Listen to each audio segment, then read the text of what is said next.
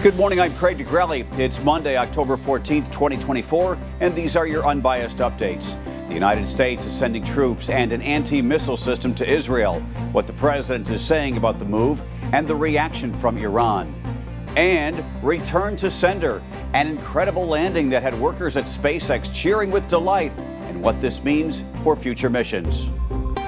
From the Straight Arrow News Studio, bringing the stories that matter to you from across the United States and around the world, these are today's Unbiased Updates.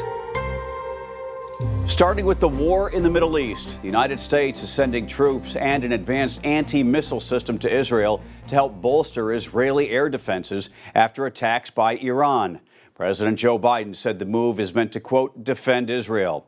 Iran has now warned Washington to keep American military forces out of Israel. This comes as Israel says at least 4 of its soldiers were killed in a drone attack by the Iran-backed militant group Hezbollah.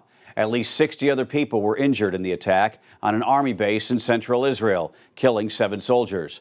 Hezbollah said the attack was in response to Israeli strikes on Beirut last week, which left 22 people dead. An attack this deadly in Israel is unusual.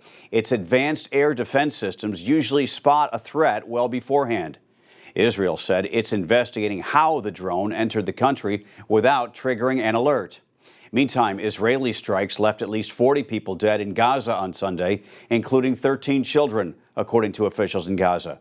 One of those strikes was at a hospital in central Gaza where thousands of displaced Palestinians were sheltering. The Israeli military said it was a precise strike on a Hamas command center, quote, embedded inside a compound that previously served as a hospital. Israel's military also says it took steps to limit harm to civilians in that attack. Back here in the U.S., a man carrying a loaded gun was arrested at a security checkpoint outside former President Donald Trump's rally in Southern California on Saturday night. Authorities say the Nevada man had a shotgun, a loaded handgun, ammunition, and several fake passports with him when he was stopped near where the rally was being held in Coachella. Deputies assigned to the rally stopped the 49-year-old suspect as they say he was driving an unregistered vehicle with a homemade license plate. They say the man claimed to be a journalist.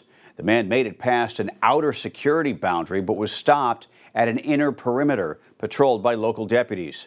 Authorities say former President Trump was not yet at the rally when the arrest happened, and he was, quote, not in any danger.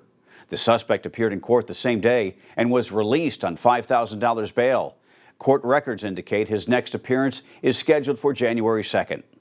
As hundreds of thousands remain without power and flooding continues to be an issue, President Joe Biden visited Florida on Sunday for the second time in less than a week.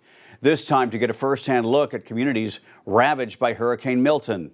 The president announced an additional $612 million to support communities displaced by not just Milton, but Hurricane Helene, which tore through part of the state less than 2 weeks earlier. On Saturday, Biden approved a disaster declaration to give federal funding to people affected by Milton, including grants for temporary housing, home repairs, and loans. While in Florida yesterday, Biden said more than 250,000 Floridians had registered for help, which he said was, quote, the most in a single day ever in the history of the country. Meantime, as we start the new work week, the National Hurricane Center says for the first time in several weeks, no active tropical cyclones are forming in the Atlantic Ocean. Happening today, the trial begins for the man accused of killing 2 teenage girls in an Indiana town more than 7 years ago. After several delays, jury selection is set to begin this morning in the double murder trial of Richard Allen. Investigators arrested Allen in 2022 in connection with the deaths of 14-year-old Libby German and 13-year-old Abby Williams, 5 years after the girls disappeared while walking on a trail in the town of Delphi near an abandoned bridge. Searchers found their bodies a day later. The case made national headlines, with police releasing video of a mysterious figure on the trail just moments before the girls disappeared. Court documents say Allen has admitted he was on the trail the same day, but denies having any involvement in the teens' murder. 2, 1.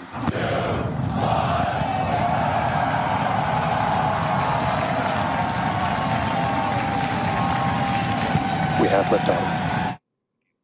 What a sight! SpaceX pulled off an incredible feat on Sunday, successfully launching its 5th test flight of its unmanned Starship spacecraft.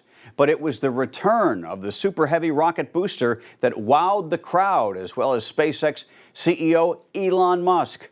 For the first time, after breaking off from the Starship, the 232-foot-tall booster returned to Earth but did not land in the ocean like the spacecraft would. No, instead it returned to the Texas launch pad, caught by two mechanical arms. SpaceX calls them chopsticks. Here's how it unfolded. We're now down to 3 Raptor engines. We can see those chopsticks now in view.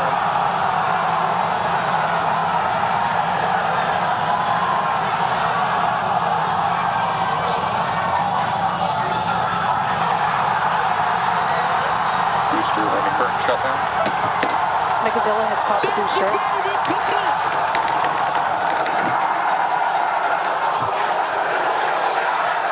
This is absolutely insane. On the first ever attempt, we have successfully caught the Super Heavy booster back at the launch tower. How about that for precision? Elon Musk calling the moment, quote, a big step toward making life multiplanetary. SpaceX is hoping its Starship system will one day take people to the moon and Mars, with plans to use the capsule to transport NASA astronauts to the moon as soon as 2026. Finally this morning, one Game of Thrones fan is sitting pretty today after winning the TV series iconic Iron Throne over the weekend. And unlike the characters in the HBO drama, the winner did not have to go through 8 seasons of fighting. No, just a 6-minute bidding war during a Game of Thrones auction, with the replica throne selling for about $1.5 million. This 310-pound plastic version of the throne was used during promotional and touring events for the series.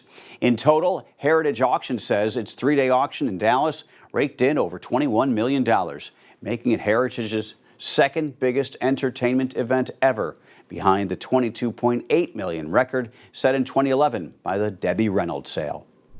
These are your unbiased updates for this Monday. We'll see you back here tomorrow. For all of us here at Straight Arrow News, I'm Craig DeGrelli. Have a great day.